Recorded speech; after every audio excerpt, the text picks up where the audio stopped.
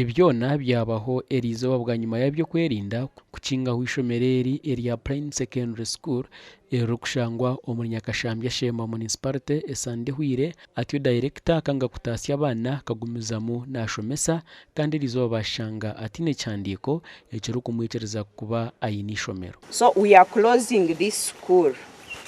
So as students, you're going to pack your things and go back home and tell your parents that the school you are in is not meeting the required standards as the Ministry of Education requires. You are still open. First of all, you are not licensed. That means you are operating illegally. Operating illegally, okabiro ine the basic necessities to zin. Ecyatabura abibyo kwerinda no kushanga ngo bwa nyuma yo kukinga Eishomero Agacencwire agarukira mu district y'Isingiro na Rwampara yihayabeje abandi yabaha basare ngo batandike kushoma. Friday twamugambira. Now that it is late. Abana tomorrow kasa no manyo ho wabihire bagaruzeyo.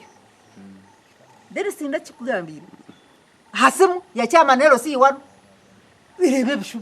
Tinda kikugambire. I told you to take back the children. Because this was a decision of the security committee. And we all came here apart from the chairperson. Niye nyine list y'abana bona be bariyaha n'amasimu gabazire babo na district say bakuruga. 30 people. Natangara abana bakutugambira ngo ndije yajya ngo bo bizire nyomwazyo. Ku rwobo ito twarugaho rwakana urwakatano rwa mukaga wagumza muno no ya meeting.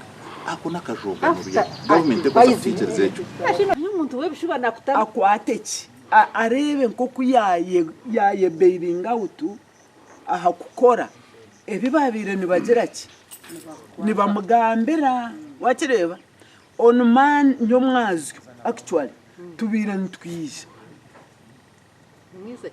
owawe na nwanterera deputy mugambira nti Dennis mbire nyine Dennis omumotoka ogogo naza kwehakana kandi yagira butinda gambere na Mukuru w'Eishomero Dennis Tumutegerize yagezaho kwetonganaho konka byayanga. Remember nkabanye n'ikizimbe hari icyabikirwe mu miti mwija mwakicyuza ofisi rezabe zizeriki bizagende